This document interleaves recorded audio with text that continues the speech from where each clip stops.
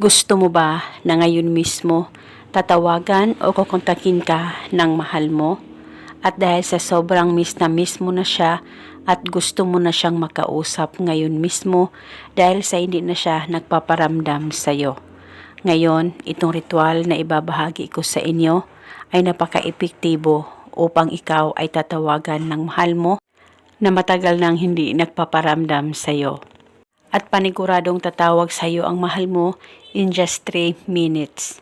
Basta dapat buo ang loob mo sa paggawa nito. Ang gagawin mo lamang, kumuha ka ng papel at panulat, isulat sa papel ang kanyang tunay na pangalan at apelido ng 3 beses.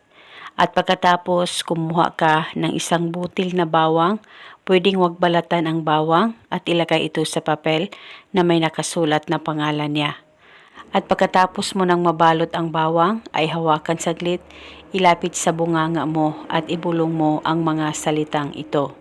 Pangalan at apelido sa kapangyarihan nitong bawang, ngayon mismo ako ay tatawagan mo. Ibulong mo lamang ito ng 3 beses. At pagkatapos ay ilagay itong ritual katabi ng cellphone mo at kung saan nakalagay ang cellphone mo, sa bulsa mo o di kaya sa bag mo, ay itabi niyo po itong ritual at paniguradong tatawagan kanya sa oras na magawa mo ang ritual na ito. Basta dalhin mo itong ritual araw-araw sa tuwing ikaw ay aalis. Itabi mo lamang ito sa cellphone mo. At sa tuwing ikaw ay matutulog, ay itabi mo rin itong ritual kung saan nakalagay yung cellphone mo. At gawin itong ritual hanggang kailan mo gusto. At paniguradong tatawagan kaniya, lalong-lalo na matagal na siyang hindi nagpaparamdam sa iyo.